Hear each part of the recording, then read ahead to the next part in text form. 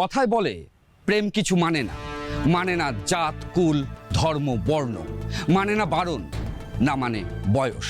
ফলে কখনো কখনো প্রেম হয়ে ওঠে অত্যন্ত দুর্বার, আর এই দুর্বার প্রেমই কখনো কখনো অতিক্রম করে ফেলে সম্পর্কের সমস্ত সীমারেখা। নমস্কার, আমি বড়জোড়া থানার অফিসার ইনচার্জ নীলাম্বর বসু। আজ আপনাদের সামনে এমনই এক মৃত্যুর ঘটনা শোনাবো, যার পেছনে কাজ করেছিল এমনই এক দুর্বার প্রেম। সমস্ত সম্পর্কে জট খুলতে জানতে পারা যায় এই মৃত্যুর কেবল মৃত্যু ছিল না, ছিল হত্যা। আরে এই বিশু বল ভাই, বিশ্বকর্মা পুজোর চাঁদা কত উঠলো?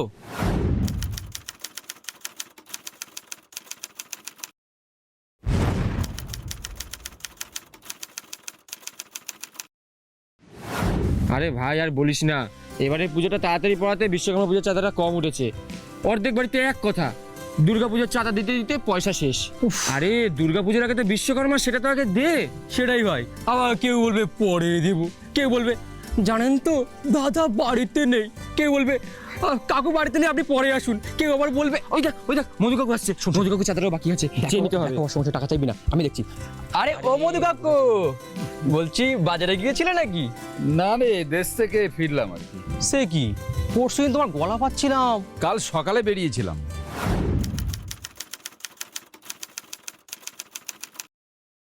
আচ্ছা মধুবাবু, তোমাকে একটা কথা বলবো, রাগ পাক করবে না তো? রাগ করবো কেন, বল। বলছিলাম এত চেঁচামেচি করো না, বয়স হয়েছে, কখন কি হয়ে যায়।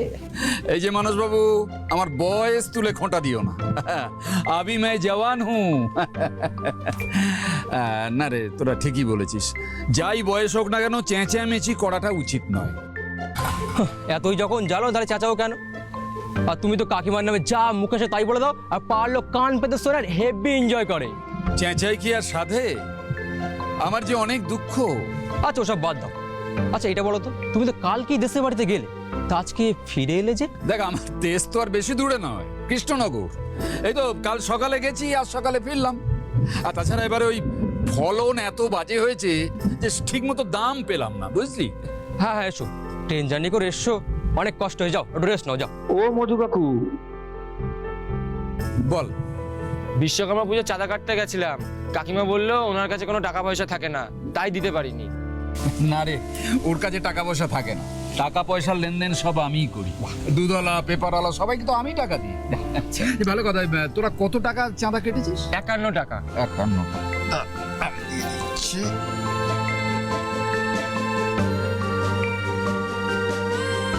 নে, 1 টাকা।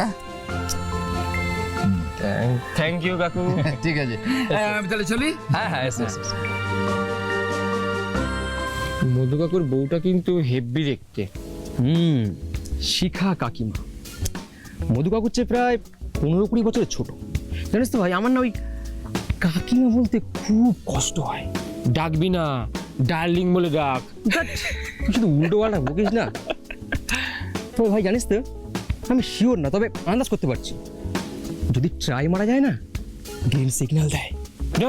তোরা এসে সুন্দরী মেয়ে দেখলেই তোদের মনে হয় যে ঝাল ঝোল আছে নিস। আরে এমনি এমনি বলছি না রে, আরে সেদিন বলছিলাম না পরশুদিন তোমার গলা পাচ্ছিলাম, আরে সেদিন তো ঝগড়া হচ্ছিল। কি সব বলছিল জানিস? আমি রাস্তায় যাচ্ছিলাম, শুনতে পেয়েছি।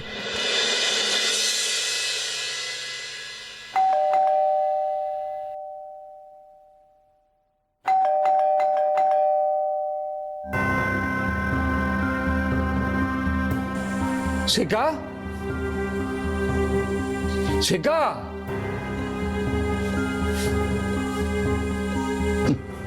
ঘুমাচ্ছে বোধহয়। জানে আমি ফিরবো, সেদিকে হুঁশ নেই, উনি ঘুমাচ্ছে। শেখা, না, চাবিটা বার করি।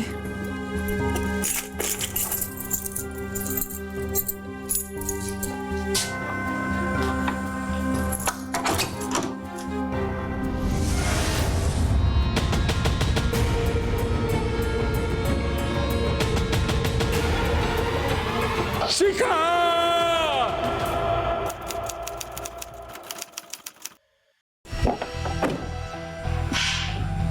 স্যার, বডি কোথায়? বডিটা নামানো হয়েছে।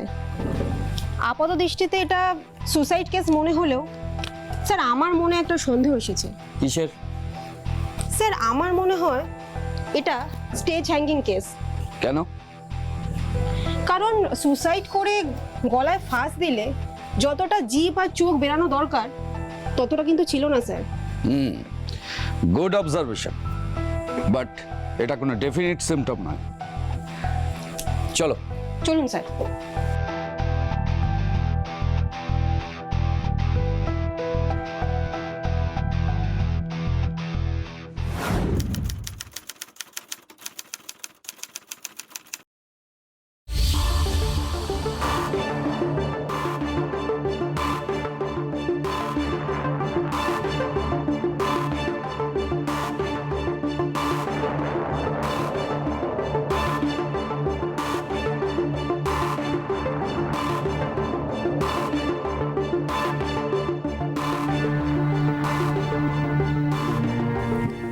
দেখো রেণুকা, ফরেন্সিক রিপোর্ট ছাড়া কোনো জিনিসই ডেফিনিট নয়, তবে সিমটম দেখে আমার মনে হচ্ছে তোমার আন্দাজটা ঠিকই ছিল।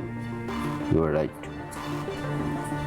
এটা কোনো সুইসাইড নয়, আগে মেরে তারপরে দড়ি বেঁধে ঝুলিয়ে দেওয়া হয়েছে। Staged hanging case. ইয়েস।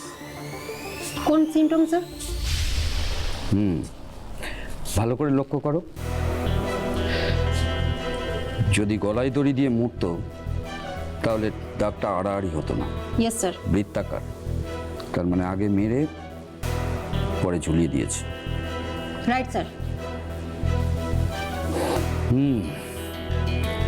আচ্ছা, ভিকটিমের বাড়ির লোক কে আছে? ভিকটিমের হাজবেন্ড আছে, মধু হালদার। মধু হালদার। তা চলো একটু কথাবার্তা বলা যাক। চলুন, পাশের ঘরেই আছে। চলো।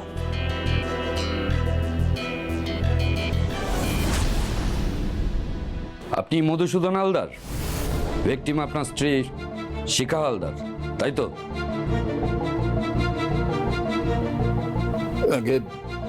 হ্যাঁ স্যার। কতদিন হলো আপনাদের বিয়ে হয়েছে? তা নয় করে 18 বছর হয়ে গেছে। আপনাদের ছেলে মেয়ে? নেই। আপনাদের স্বামী স্ত্রীর মধ্যে বয়সের গ্যাপ আছে, তাই না? হ্যাঁ, 20 বছর। আমি যখন বিয়ে করি আমার তখন বয়স 40 বছর, শিখা তখন 20 বছর বয়স। আচ্ছা, মৃত অবস্থায় শিখা দেবীকে কে দেখতে পায়? আমি দেশের বাড়ি কৃষ্ণনগর থেকে সকালে ফিরলাম, ফিরে দেখি দরজা বন্ধ। ভাবলাম ঘুম হচ্ছে, আমি নিজের চাবিটা দিয়ে দরজাটা খুললাম। দাঁড়ান দাঁড়ান, নিজের চাবি? ব্যাপারটা কি বলুন তো? আসলে আমাদের দরজাটা ইয়ের লক সিস্টেমের, আমাদের দুজনের কাছেই চাবি থাকে, তাই একে অপরকে ডিস্টার্ব না করে আমরা ভেতর থেকে বাইরে, বাইরে থেকে ভেতরে যেতে পারি। আপনাদের স্বামী স্ত্রীর মধ্যে সম্পর্ক কিরকম ছিল? এখন ম্যাডাম 18 বছর তো বিয়ে হয়ে গেছে, যেমন থাকা উচিত, কখনো শান্ত স্বাভাবিক, কখনো ঝগড়া খুনসুটি। আপনার স্ত্রী কি সুসাইড করেছে বলে আপনার মনে হয়? হ্যাঁ, দেখে তো তাই মনে হয়। সম্পর্ক যদি শান্ত স্বাভাবিকই থাকে তাহলে আপনার স্ত্রী সুসাইড করলো কেন? দেখুন, যতই একসঙ্গে দুজন থাকি না কেন, একজনের মনের তলানিতে কি ঘটছে সেটা তো অন্যজন বুঝতে পারে না। হয়তো ওর মনের ভেতর অনেক কথা ছিল, আমি সেটা বুঝতে পারি। দেখুন মধুবাবু, প্রাইমা ফেসি আমাদের মনে হচ্ছে এটা সুইসাইড নয়, it's a case of murder. যদিও ফরেন্সিক রিপোর্ট বা পোস্টমর্টম রিপোর্ট না আসা পর্যন্ত কিছুই ক্লিয়ার করে বলা সম্ভব নয় আমার পক্ষে। তবুও বলবো, আপনাকে কিন্তু থানায় মাঝে মধ্যেই আসতে হবে জিজ্ঞাসাবাদের জন্য। এর মধ্যে আপনি বাড়ি ছেড়ে কোথাও যাবেন না, নট ইভেন আপনার দেশের বাড়ি কৃষ্ণনগর, ওখানেও যাবেন না, মনে থাকবে? ওকে। ভিকটিমের বডি দেখে প্রাথমিকভাবে আমাদের মনে হয়েছিল ভিকটিম সুইসাইডই করেনি, তাকে মার্ডার করা হয়েছে। আর যে মার্ডার করেছে একেবারে ঠান্ডা মাথায় পরিকল্পিতভাবে মার্ডার করেছে। মধুসূদন হালদারের বয়ান নিয়ে এলাকার লোকজনের সাথে আমরা কথা বলি, আর তার মাধ্যমে উঠে আসে আমাদের কাছে বেশ কিছু গুরুত্বপূর্ণ তথ্য। মধুবাবুর সাথে মধুবাবুর ওয়াইফের কিরকম সম্পর্ক ছিল? মাঝে মাঝে খুব ঝগড়া হতো, আর সে ঝগড়া রাস্তা থেকেও শোনা যেত। মধুবাবুর সাথে তোমার কথা হতো? দেখুন, মধুবাবুর সাথে মাঝে মাঝে আমাদের রাস্তায় কথা হতো, কিন্তু ওনার বউয়ের সাথে সেভাবে কোনো কথা হয়নি। মধু কাকু খুব মিশুকে লোক ছিল, সব কিছু হাসি মুখেই অ্যাকসেপ্ট করতো। মধু কাকুর সাথে ইয়ার্কি মারলে মধু কাকু রেগে যান না, উল্টে উনিও আমাদের সাথে ইয়ার্কি মারেন। মধু কাকুর বউ মধু কাকুর থেকে বয়সে অনেকটা ছোট। ওনাদের মধ্যে যে খুব একটা মিল ছিল সেটা বলা যায় না। মাঝে মাঝেই গত শুক্রবারে ওদের খুব ঝগড়া হয়েছিল, আমি শুনেছি। মধু কাকু ঝগড়ার মাঝে মাঝে বলছিল, তোর বোনের বরের সঙ্গে তোর কি সম্পর্ক সেটা আমি জানি না ভেবেছিস? বোনের বরকে আপনারা চেনেন? না, ঠিক চিনি না, তবে দুজন স্বামী স্ত্রী মাঝে মধ্যে ওদের বাড়িতে আসতো। ওনারাই হয়তো বোন আর বোনের বর। দুজন স্বামী স্ত্রীর মধ্যে স্বামী ব্যক্তিটা কি একা আসতো? না, আমি কখনো দেখিনি, ঠিক বলতে পারবো না। এই বাড়িতে আর কোনো মানুষের আনাগোনা দেখেছেন কখনো? পেপারওয়ালা দুধওয়ালা আসতো, মাঝে মাঝে একটা মহিলাও আসতো। উনি হলেন তপতিদি, ইন্স্যুরেন্স এজেন্ট। মধু কাকু যেহেতু ব্যবসায়িক মানুষ, হয়তো অনেক ইন্স্যুরেন্স, তাই অনেকগুলি প্রিমিয়াম। আমি তো এর বেশি কিছু বলতে পারবো না। তা ওদের মধ্যে কারোর কি বাইরের কোনো সম্পর্ক ছিল? সেসব জানি না, তবে মধু কাকুর বউ মানে শিখা কাকিমা খুব সুন্দরী মহিলা ছিলেন। যখনই রাস্তায় যেতেন তখন ছেলে থেকে পুরো সবাই হাঁ করে তাকিয়ে থাকতেন। কাকিমা এগুলো খুব একটা পাত্তা দিতেন না, খুব নাকুচু ধরনের মহিলা ছিলেন। দেখুন, এই কেসটা তদন্তে আপনাদের সাহায্য দরকার হতে পারে, আশা করছি আপনারা সাহায্য করবেন। নিশ্চয়ই ম্যাডাম, শিওর ম্যাডাম। ওকে। রেণুকা, কেসটা ঠিক সরলও নয়, আবার জটিলও নয়। একদিকে যেমন পরিষ্কার এটা একটা মার্ডার কেস, কিন্তু মার্ডারটা কে করলো, কি মোটিভ নিয়ে করলো, সেটা খুঁজে বার করা একটা জটিল রাস্তা। কিন্তু এই কেসটার সাথে স্যার মধুসূদন হালদার আর শিখা হালদার ছাড়াও আমার মনে হয় তৃতীয় বা চতুর্থ ব্যক্তির কিন্তু হাত আছে, এটা আমি শিওর। আরে বাবা, কে সেই তৃতীয় বা চতুর্থ ব্যক্তি? তার যোগাযোগ সরাসরি কার সাথে, মধু হালদারের সাথে না শিখা হালদারের সাথে, সেটা তো আমাদের জানতে হবে। এই তৃতীয় বা চতুর্থ ব্যক্তির খোঁজ পেতে গেলে তো আমাদের কিছু জিজ্ঞাসাবাদ করতে হবে। স্যার, জিজ্ঞাসাবাদে কয়েকটা নাম বেরিয়ে এসেছে, তাদের কয়েকজনের কন্ট্যাক্ট নাম্বারও আমার কাছে আছে। যদি আপনি পারমিশন দেন তাহলে ওদের আমি থানায় ডেকে আনি। শিওর। তুমি এক কাজ করো তো, এই ভিকটিম এবং সাসপেক্টদের কল রেকর্ড আমাদের এই টেকনিক্যাল টিমের কাছে আনিয়ে নাও। Okay sir. কাল বিকেলের ভেতরে আশা করি ফরেন্সিক রিপোর্ট এবং কল রেকর্ড সমস্ত পেয়ে যাও। ইন নিমিন পিরিয়ড আমাদেরকে একে একে এই জিজ্ঞাসাবাদটা সেরে নিতে হবে। তুমি এক কাজ করো, যাও একে একে সকলকে ডেকে আনো। গো। Okay sir. আপনার নাম? বিভাস মিত্র। রেখা মিত্র আমার স্ত্রী। রেখা আর শিখা দুই বোন ছিল। শিখা মানে আমার শালী, রেখার থেকে 2 বছরের বড়। আচ্ছা, শিখা হালদার অর্থাৎ আপনার শালীর সাথে আপনার সম্পর্ক কীরকম? খুব ভালো।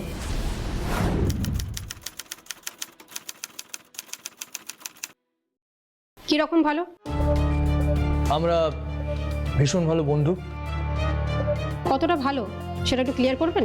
মধুদার সঙ্গে শিখার বয়সের পার্থক্য অনেক। ওরা স্বামী স্ত্রী হলেও ভালো বন্ধু নয়। বুঝলাম। আর সেই বন্ধুত্বের অভাব পূরণ করতেই আপনি শিখা দেবীর সাথে বন্ধুত্ব শুরু করলেন, এবং সেখান থেকেই পরকীয়া শুরু, তাই তো? না স্যার, সব বন্ধুত্ব পরকীয়া হয় না। আমরা ভীষণ ভালো বন্ধু। তাছাড়া শিখা একজন ভীষণ ভালো মেয়ে। পরকীয়া টাইপের সম্পর্ককে ও ঠিক বিশ্বাস করে না। আমার স্ত্রী রেখাও আমাদের সম্পর্কের কথা জানতো। ও আমাদের সম্পর্ক নিয়ে নিশ্চিত ছিল, কিন্তু মধুদা আমাদের সম্পর্ককে সন্দেহ করত। উনি যে সন্দেহ করতেন আপনি সেটা বুঝলেন কি করে? প্রথমে বুঝিনি, একদিন বুঝলাম। কোন দিন? ব্যবসার কাজে মধুদা মাঝে মধ্যেই রাত্রে বাড়ি ফিরতো না। 6 মাস আগে একদিন এরকমই রাত্রিবেলা মধুদা বাড়ি ফিরল না। সেদিন সারা রাত শিখা জ্বরে কষ্ট পেয়েছে। পরদিন সকালবেলা আমি খবর পেয়ে সেখানে গেলাম, গিয়ে দেখলাম শিখা জ্বরে ভীষণ কষ্ট পাচ্ছে। আমি ওর কষ্ট কম করার জন্য ওর মাথায় জলপট্টি দিচ্ছিলাম। একদম চোখ বন্ধ করে শুয়ে থাকবি, এই দেখ জলপট্টি দিচ্ছি, দেখবি খুব আরাম পাবি। ছোটবেলায় যখন আমার জ্বর হতো না, তখন আমার মা আমাকে এইভাবে জলপট্টি দিত। বাহ বাহ, আমি বাড়িতে না থাকলে দেখছি শালি জামাইবাবু লীলা খেলা খুলে বসা। এই আপনি কি বলছেন কি মধুদা? চুপ, একদম চুপ। মুখোশের আড়ালে তুমি যে কত বড় লম্পট সেটা আমি বুঝে গেছি। তো কতক্ষণ চলছে এই প্যারামের ছুতোয় আরাম দেওয়া সারা রাত বুঝি? এবার কিন্তু আপনি খুব খারাপ খারাপ কথা বলছেন মধুদা। চুপ, একদম চুপ। তুই আমার বাড়িতে বসে আমার বউর সাথে নোংরামি করবে আর সেটা বলতে গেলে খারাপ কথা? তুমি নিজে একটা নোংরা মানুষ, ওই জন্যই তুমি সবকিছুতে নোংরামি দেখো। যত বড় মুখ নয় তত বড় কথা। সাবধান মধুদা, আর একবার যদি আপনি ওর গায়ে হাত দিয়েছেন তাহলে কিন্তু আমি পুলিশে খবর দেবো, ডোমেস্টিক ভায়োলেন্সের কেস করবো আপনার নামে। তাই নাকি? হ্যাঁ, তুই ডোমেস্টিক ভায়োলেন্সের কেস করলে আমিও তোকে ছেড়ে দেবো না। আমার বউয়ের সাথে নষ্টামির সমস্ত কথা পুলিশকে জানাবো, পুলিশ তোকেও ছেড়ে কথা বলবে না। সঞ্চিকা, তোকে একটা কথা বলে দিই, এই লোকটা যদি ফার্দার তোর গায়ে হাত তোলে, তুই সঙ্গে সঙ্গে আমাকে বা রেখাকে জানাবি। আমরা ইমিডিয়েট অ্যাকশন নেব, বুঝিয়ে দেব কত ধানে কত চাল। সেদিন যদি থানায় এসে আপনাদের সব কিছু জানাতাম, তাহলে হয়তো আজ শিখাকে আমরা হারাতাম না। আচ্ছা বিভাসবাবু, আপনার কি মনে হয় শিখা দেবীকে ওনার হাজব্যান্ড মধুবাবুই খুন করেছে? এছাড়া আর কি, ও একটা জঘন্য পিশাচ। আচ্ছা, আপনি তো বললেন ঘটনাটা ঘটেছে 6 মাস আগে, তো এই মাঝের 6 মাস আপনি কি শিখা দেবীর সাথে যোগাযোগ রেখেছিলেন? শিখা আমাদের বাড়িতে আসতো, 4-5 দিন থাকতো। একটা অদ্ভুত ব্যাপার কি জানেন, শিখা যখন আমাদের বাড়িতে আসতো তখন কিন্তু মধুদার কোনো হেলদোল হতো না। তখন মধুদা আমাকে আর ওকে সন্দেহ করতে ভুলে যেত। আমি ওদের বাড়িতে গেলেই ওর যত সমস্যা, এর কারণটা আমি আজও বুঝতে পারিনি। তো ওই ঝামেলা হওয়ার পরে আপনি শিখার বাড়িতে যেতেন? মধুদা যখন থাকতো না তখন দেখা করতে যেতাম, আমার সঙ্গে রেখা যেত। কেন? যে মানুষ নিজে ইনোসেন্ট, তার পক্ষে অপবাদের ভার বয়ে বেড়ানো খুব কঠিন কাজ স্যার। কি দরকার এই অপমানের ভার বাড়িয়ে? দেখুন বিভাসবাবু, আমার যতটুকু জানার আমি জেনে নিয়েছি। আর যদি জানার প্রয়োজন হয় তাহলে আপনাকে খবর দেব, আপনি থানায় এসে যোগাযোগ করবেন। মনে থাকবে তো? থাকবে। তাহলে আজ আমি উঠি। নমস্কার।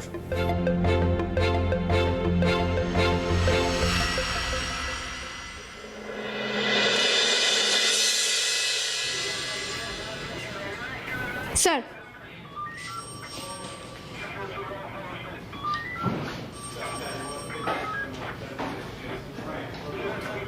স্যার প্রত্যেকের কল লিস্ট এসে গেছে। সন্দেহজনক কিন্তু কিছু পেলাম না। সে কি? যদি তাই হয় তাহলে কিন্তু বুঝতে হবে যে আমাদের কেসটা একটা জটিল দিকে হাঁটা দিচ্ছে। তুমি একটু ডিটেলসে বলো তো শুনি। হ্যাঁ স্যার, প্রথমেই ভিকটিমের হাজব্যান্ডের সাথে কিন্তু অনেকটাই কম কথাবার্তা হতো, আর তুলনামূলকভাবে কিন্তু ভিকটিমের বোন মানে রেখার সাথে অনেকটাই বেশি কথা হতো। হ্যাঁ, সেটা যে অস্বাভাবিক খুব বেশি তা কিন্তু নয় স্যার। আর রেখার যে হাজব্যান্ড ছিল তার সাথেও নর্মাল কথাবার্তাই হতো। বাকি সব নাম্বারে বেশি ফোন নেই বললেই চলে স্যার। আর মধুসূদন? খুবই নর্মাল স্যার, বেশিরভাগ কাজেরই কল। আর ওই বোন রেখা বা বোনের বর? খুব নর্মাল স্যার, মানে সন্দেহজনক তো কিছুই দেখলাম না। আচ্ছা রেণুকা, তোমার মনে আছে আমরা যখন পাড়ায় জিজ্ঞাসাবাদ করছিলাম তখন একটি নাম লোকের মুখে মুখে উঠে এসেছিল? Insurance agent Tapati. আপনি কি তাকে সাসপেক্ট লিস্টে রাখছেন? দেখো রেণুকা, বাজারওয়ালা, পেপারওয়ালা, দুধওয়ালা, ফুড ডেলিভারি, এমনকি হোম ডেলিভারি, এদের সবাই আমার তোমার বাড়িতে আসা যাওয়া করে। এদের কাউকে কি পাড়ার লোকেরা আইডেন্টিফাই করতে দেখেছো? না স্যার, আমার মায়ের ফিজিওথেরাপিস্ট সপ্তাহে একদিন করে আমাদের বাড়িতে আসেন, আর পাড়ার লোকেরাও তো তাকে চেনে। You are absolutely right. তোমাদের বাড়িতে তাদের আসা যাওয়া রয়েছে বলেই পাড়ার লোকেরা কিন্তু তাকে আইডেন্টিফাই করেছে, যেটা শহরতলি বা আশেপাশের গ্রামে আকছার হয়। হ্যাঁ স্যার, মধু হালদারের পাড়ার লোকেরা বলেছিল তপতি নাকি মাঝে মাঝেই আসেন, আর মধু হালদারের নাকি অনেকগুলো ইন্স্যুরেন্সও আছে। না রেণুকা, সাসপেক্ট লিস্ট থেকে আমি তপতিকে বাদ দিতে পারছি না। তাহলে কি তুলে আনবো স্যার? না না, তুলে আনার দরকার নেই, বরং ফোন করে থানায় ডেকে নিয়ে এসো। ফোন নাম্বার তো নেই স্যার। ওকে, দেন মধু হালদারের কল ডিটেলস থেকে নিয়ে নাও। নেই স্যার। হোয়াট? স্যার, মধু হালদারের 3 মাসের কল রেকর্ডসটা কিন্তু আমার কাছে আছে, তাতে তপতি নামের কারোর ইনকামিং বা আউটগোয়িং কোনো রকম কিন্তু কল নেই। নেই? My God, it's a very surprising information. তুমি আমাকে এখন দিচ্ছ রেণুকা? মধুসূদন বাবুর অনেকগুলো ইন্স্যুরেন্স, আর সেই ইন্স্যুরেন্স প্রিমিয়ামের টাকা নিতে তাকে যেতে হতো প্রায়শই মধুবাবুর বাড়ি। কিন্তু মধুবাবু তো ভীষণ ব্যস্ত মানুষ, প্রায়শই তাকে বিজনেসের কারণে বাড়ির বাইরে কাটাতে হয়। কিন্তু প্রশ্নটা এখানে, without any phone call, without any contact, Tapati Roy কি করে দেখা করতেন মধুবাবুর সাথে? প্রশ্নটা কিন্তু ভেরি সারপ্রাইজিং। জিজ্ঞাসাবাদের জন্য তাই থানায় ডেকে পাঠানো হলো তপতি রায়কে। মিস তপতি, মিস না মিসেস? আমি ডিভোর্সি, আমাকে মিস বলতেই পারেন। ওকে, আচ্ছা মিস তপতি, আপনার ফোন নাম্বারটা একটু দেবেন প্লিজ। ইয়েস, 89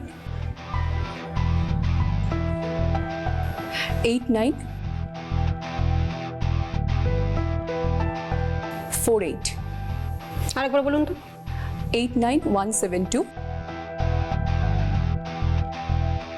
ওকে। আচ্ছা, আপনি তো একজন ইন্স্যুরেন্স এজেন্ট। হ্যাঁ স্যার।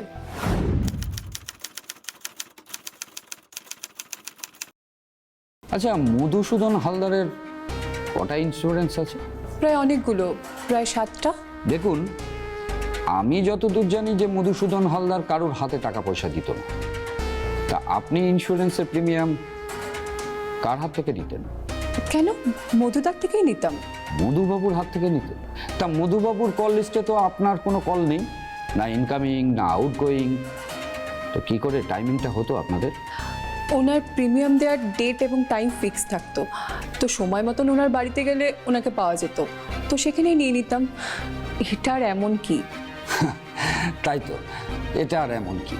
আচ্ছা, মধু হালদারের স্ত্রী, আই মিন লেট শিখা হালদারের সাথে আপনার সম্পর্কটা কেমন? সেরকম কোনো সম্পর্ক ছিল না। উনি একটু অহংকারী টাইপের মহিলা ছিলেন, কারোর সাথেই সেরকম কথাবার্তা বলতেন না। আচ্ছা, মধুবাবুর সাথে ওনার সম্পর্কটা কেমন ছিল? সেটা আমি কি করে বলবো বলুন তো স্যার? আমি প্রিমিয়ামের টাকা নিতে যেতাম, টাকা হাতে পেলে চলে আসতাম। কোনোদিন কথা হয়নি? একবার কথা বলার চেষ্টা করেছিলাম, কিন্তু অপমানিত হয়েছি, তারপর থেকে আর বলি না। কিরকম অপমান? ব্যাপারটা সেরকম কিছুই না, যদিও খুব ছোটোখাটো। আমি ওনার একটা শাড়ি দেখে বলেছিলাম, বা শাড়িটা তো বেশ সুন্দর। তার বদলে উনি কি উত্তর দিলেন জানেন? কি? পয়সা খরচ করলে নাকি ওরকম সুন্দর জিনিস কিনতে পাওয়া যায়। বুঝলাম। বাই দ্য ওয়ে, শিখা দেবীর স্বভাব চরিত্রটা কেমন ছিল? সেটাও আমি কি করে জানবো স্যার? না মানে আমি বলতে চাইছি যে ওনার বাড়িতে তো যাতায়াত আপনার ছিল বা আছে, কিছু তো আজ আপনি নিশ্চয়ই পেয়েছেন। কানাঘুষো একবার মানে শুনতে পেরেছিলাম, ওনার জামাইবাবুর সাথে নাকি ওনার একটা সম্পর্ক ছিল। আচ্ছা মিস তপতি, এইবার আপনি বলুন তো যে শিখা দেবী কি সুইসাইড করেছিলেন, না ইট ওয়াজ এ মার্ডার? মার্ডার? মার্ডার কেন হতে যাবে? আর কে ওনাকে মার্ডার করবে? কেনই বা মার্ডার করবে? কে মার্ডার করেছে, কেন মার্ডার করেছে, সেটা জানার জন্যই তো তদন্ত চলছে। আপনারা কি শিওর ওটা সুইসাইড নয় মার্ডার? মোটামুটি শিওর। ঠিক আছে মিস তপতি, এবার আপনি আসতে পারেন। প্রয়োজনে আবার কিন্তু আপনাকে ডাকবো। আশা করি তদন্তে আপনি সাহায্য করবেন। Sure sir. নমস্কার।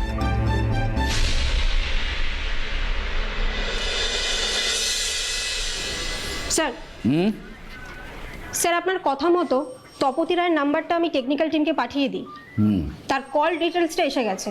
আর সেটা দেখে তোমার মাথাটাও ঘুরে গেছে, তাই তো? হ্যাঁ স্যার। আমি জানতাম। তা এখন বলো কি দেখলে? স্যার তপতি রায় একটি নাম্বারে দিনে 3-4 ঘন্টা কথা বলতো, আর রাতের পর রাত নাইট কলও চলতো। আর সেই কল শিখা হালদারের মৃত্যুর পর, মানে তথাকথিত সুইসাইডের পর এখনো চলছে। হ্যাঁ স্যার। এই নাম্বারটা কার নামে রেজিস্টার আপনি জানেন? জানি, তবু আমি তোমার মুখ থেকে শুনতে চাই। এই নাম্বারটা রেজিস্টার করা রয়েছে মৃতা শিখা হালদারের নামে। আর তুমি এটাও বুঝতে পারছো তো সেই নাম্বারটা এখন কে চালাচ্ছে? হ্যাঁ স্যার, বুঝতে পারছি। তো বুঝতেই যখন পারছো তাহলে আর দেরি করছো কেন? যাও এখনই তুলে নিয়ে এসো। Okay sir.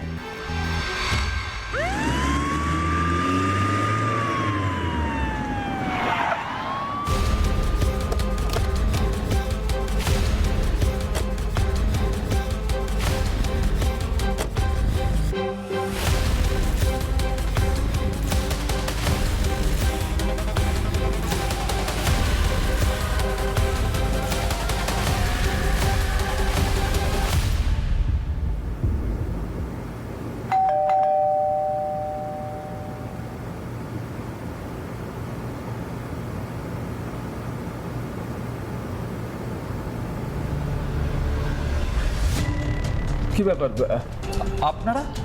চল, বাকি কথা থানায় হবে। পান্ডে নিয়ে চলে ওকে। মানে আরে থানায় যাবো কেন? বলবেন তো কারণটা কি বলবেন? আরে না বললে কি হচ্ছে আমি ব্যাপারটা তো কিছুই বুঝতে পারছি। আরে আরে আমাকে এইভাবে টেনে নিয়ে যাও। আরে ছাড়ো ব্যাপারটা। চল থানায় চল। আরে ছাড়ো না।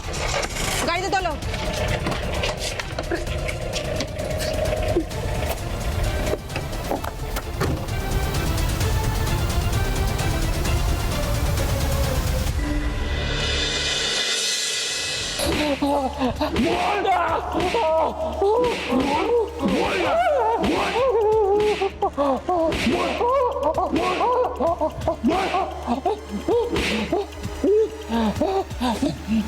শোন, তোকে 5 মিনিট টাইম দিলাম। এই 5 মিনিটে তুই স্মৃতিচারণ করে নে, যাতে ঘটনাগুলো বলতে কোনো রকম ভুল না হয়। আর কোনো রকম যদি ভুল হয়েছে তোর দুটো হাত বেঁধে না গায়ে লাল পিঁপড়া ছেড়ে দেবো, বুঝেছিস? পান্ডে ওকে নিচে নামিয়ে রাখো, আমি আসছি। স্যার। হ্যাঁ, আরে রেণুকা এসো এসো এসো। তারপর যোগ্য ব্যক্তিকে যোগ্য জায়গায় প্রতিষ্ঠা করে রেখে এসেছো তো? হ্যাঁ স্যার, কিছুটা প্রসাদ আমি খাই এসেছি। এবার সঠিক উচ্চারণে মন্ত্র উচ্চারণ করতে না পারলে আস্তে আস্তে কিন্তু ওর হাত পা কোমর সব আমি বিসর্জনে পাঠিয়ে দেবো। এই দেখো ফরেন্সিক রিপোর্ট। মোবাইল ঘাপলাতেই বোঝা গেছিল কে খুনি, আর এটা তার হাতে নাতে প্রমাণ।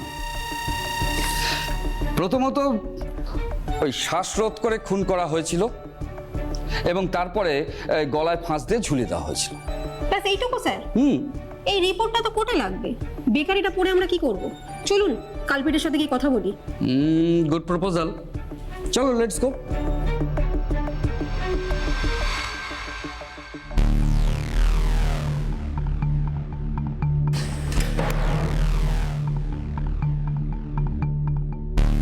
পান্ডে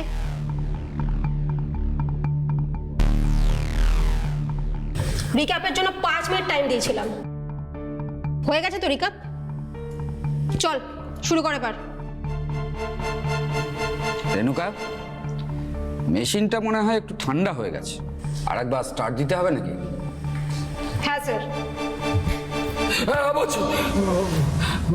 বলছি স্যার, আমি 40 বছর বয়সে আমার আড়তের ব্যবসা দাঁড় করিয়ে শিখাকে বিয়ে করেছিলাম। শিখা তখন কলেজে পড়ে, ওর বয়স 20 বছর, আমার থেকেও 20 বছরের ছোট। যেহেতু ওর থেকে আমার শিক্ষা কম, রূপেও আমি ওর কাছে নস্যি। তাই প্রথম থেকে আমাকে শিক্ষা পাত্তা দিত না।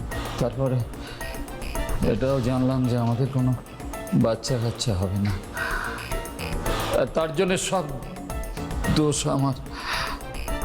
আমার মা শিখাকে বাচ্চার জন্য চাপ দিতে লাগলো। তখন শিখা আমার এই দোষের কথা সবাইকে জানিয়ে দেবে বললাম। আমি ভয় পেয়ে এখানে চলে এলাম। আমার প্রতি শিখার অবহেলা দিন দিন আমাকে আরো কঠিন করে তুলছিল। শিখার উপরে আমি অত্যাচার শুরু করলাম। এইভাবে দিনগুলো কাটছিল, কিন্তু বছর 7 আগে হঠাৎ তপতির সঙ্গে আমার দেখা হলো।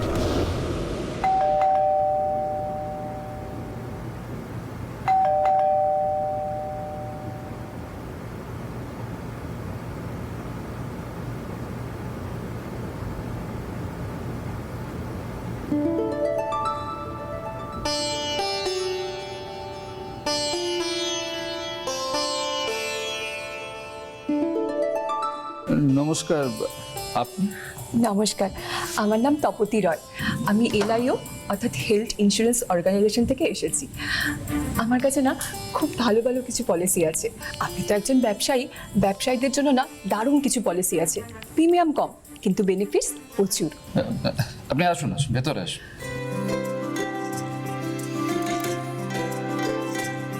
বসুন। হ্যাঁ, এবারে ধীরে ধীরে বলুন। দেখুন, এত তাড়াহুড়ো করলে তো আমি কিছু বুঝতে পারবো না। আচ্ছা, আপনি তো জানেন আমি ব্যবসায়ী মানুষ, আর এটাও জানেন যে লাভ লোকসান না বুঝে আমি কিন্তু কোনো পলিসি করব না। বলুন। দেখুন স্যার,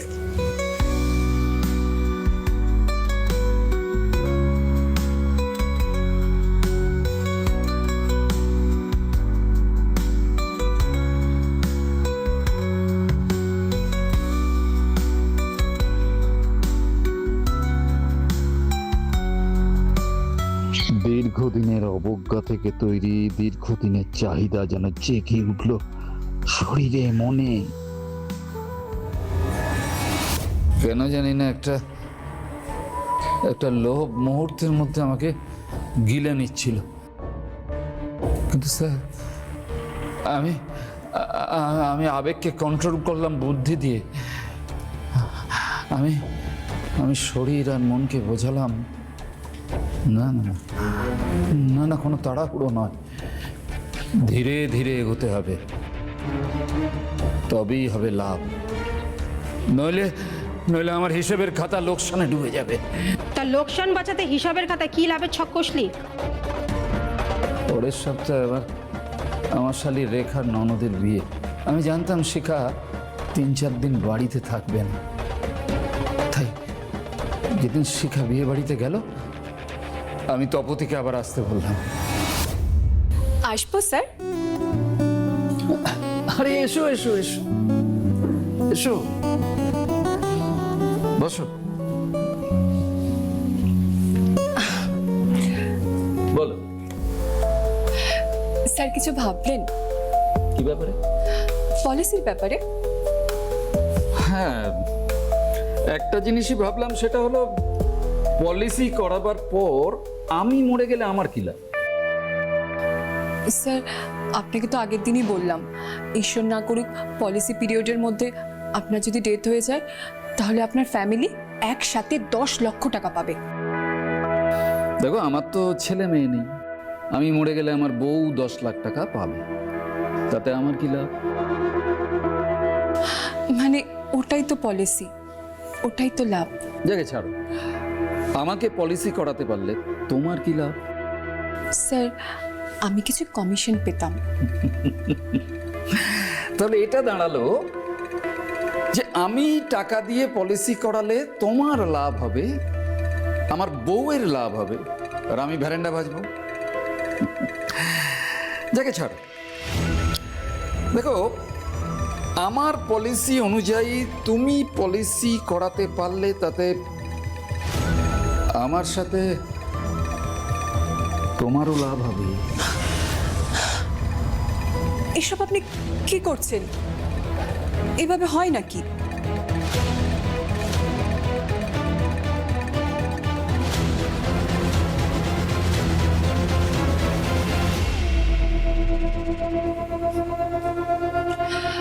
দরজা খুলে এসব হয় নাকি?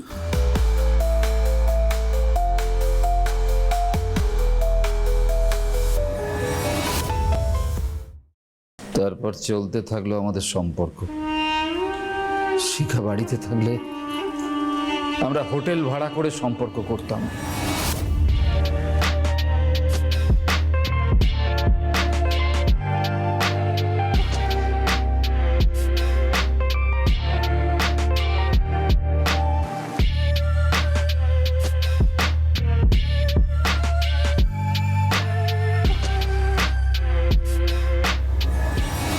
তপতির নেশায় আমি পড়ে গিয়েছিলাম। ওকে ছাড়া আমার একদম ভালো লাগতো না। হ্যাঁ স্যার, ওর সঙ্গে সবসময় কথা বলতে ইচ্ছা করতো, কিন্তু আমার বিজনেসের ফোন এঙ্গেজ থাকলে আমার প্রবলেম। তাই শিখার আধার কার্ড দিয়ে আমি আর একটা নাম্বার নিলাম। মনে মনে এটাও ভাবতে থাকতাম যে কোনো কেস খেলে আমার নাম্বারটা ধরা পড়বে না। হ্যাঁ, দুটো মেয়ে যদি সবসময় কথা বলে তাহলে তো কারোর সন্দেহ থাকবে না। অথচ দেখ, ওই নাম্বারটা পাওয়ার পরেই সন্দেহটা পাকা হলো আমাদের। যাকে তো বউকে খুন করার প্ল্যানটা কেন এলো তোর মাথায়? তপতির বয়স শিখার থেকে কম। শিখা আমাকে অবজ্ঞা করত, তাই ওর থেকে কম বয়সী একটা মেয়ের সঙ্গে সম্পর্ক করে আমি নিজেকে মনে করতাম আমি জিতে গিয়েছি, শিখাকে হারিয়ে দিয়েছি। এদিকে আমি মানসিকভাবে জড়িয়ে পড়লাম তপতির সাথে, আর ওদিকে নতুন কোনো পলিসি বেরোলিস তপতি আমাকে দিয়ে সেটা করাতো। এদিকে আমার টাকা পয়সা কোথায় কত আছে তপতি সব জানতো। একদিন জেদ ধরলো ওকে যেন আমি আমার নমিনি করে দিয়ে যাই, ওকে যেন আমি বিয়ে করি, যাতে আমার মৃত্যুর পর ও যেন আমার সমস্ত সম্পত্তির মালিক হয়। জানো তপতি, আমি তোমাকে খুব ভালোবেসে ফেলেছি। আমিও তো তোমাকে খুব ভালোবাসি মধু। কিন্তু দেখো, তোমার বয়স আমার বয়সের প্রায় অর্ধেক বা তার থেকেও কম, তবুও তুমি আমায় ভালোবাসো। ভালোবাসায় বয়স কোনো ফ্যাক্টর নয় মধু। তবে এটা ঠিক, আমি বাস্তবটাকেও অস্বীকার করি না। কোন বাস্তব? এই যে স্বাভাবিক নিয়মে যদি আমরা দুজনেই পৃথিবী ছেড়ে চলে যাই, তাহলে তুমি আমার অনেক আগেই চলে যাবে। তা তো ঠিক। আমি এই জীবনে অন্য কারো হাত ধরতে পারবো না মধু। তুমি চলে গেলে আমাকে দুয়ারে দুয়ারে ভিক্ষা করে খেতে হবে। আচ্ছা, তুমি কি চাও বল? বলতে পারি, কিন্তু তুমি আমাকে লোভী ভাববে না তো? না না, তুমি বলো বলো। তোমার যা টাকা পয়সা পলিসি আছে সব আমার নামে নমিনি করে দাও, আর যা স্থাবর অস্থাবর যা সম্পত্তি আছে আমার নামে লিখে দাও। কিন্তু দেখো, শিখা তোমার স্ত্রী, অধিকারের ভিত্তিতে লিগালি ও সব পাবে। কিন্তু তুমি তোকে ভালোবাসো না। একদম না। তুমি আমাকে ভালোবাসো ভীষণ। তাহলে আমার জন্য ওকে এই দুনিয়া থেকে সরিয়ে দিতে পারবে না? আমি তপতিকে ভালোবেসে ফেলেছিলাম স্যার। সত্যি বলতে কি, আমার জীবনের শিখার উপস্থিতি আমাকে অসহ্য করে তুলতো। ঝগড়া ঝঞ্ঝাট। একটা সময় ঠিক করলাম আমি শিখাকে সরিয়ে দেবো দুনিয়া থেকে। গত শুক্রবার চূড়ান্ত ঝগড়া হলো শিখার সঙ্গে। আমি চলে গেলাম কৃষ্ণনগর। তারপর তারপর আমি ফিরে এলাম শনিবার। খাওয়া দাওয়া করে এসে দেখলাম শিকার সোফায় শুয়ে আছে। আমি সেই সুযোগ আর মিস করলাম না।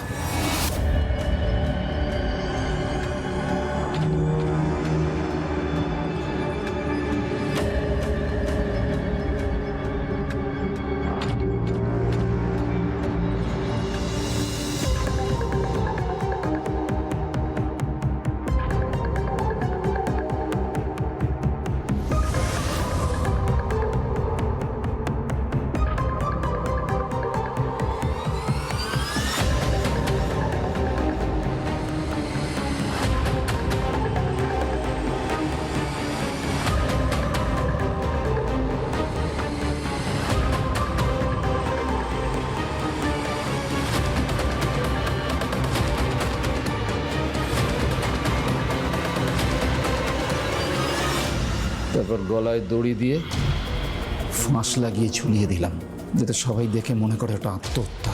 তারপর লাস্ট ট্রেন ধরে কৃষ্ণনগর চলে গেলাম। পরের দিন ফিরে এলাম এমনভাবে যে না আমি কিছু জানি না। কিন্তু স্যার, আপনারা সব জেনে গেলেন। মিস্টার মধুসূদন হালদার, একটা কথা মাথায় রাখিস, অপরাধ কখনো চাপা থাকে না। এই তোদের মতো অপরাধীরা অপরাধ করার পর ভাবে তারা সব আইনের ঊর্ধ্বে, কিন্তু আইনের হাত তো লম্বা রে। তাই তোর বাকিটা জীবন যাতে জেলের কালকুটুরিতে কাটাতে হয় সেই চেষ্টাই করব। আর তোর ওই সাকরেদ তপতি, তাকেও জেলে পুরব, কথা দিয়ে গেলাম। চলে এসো রেণুকা।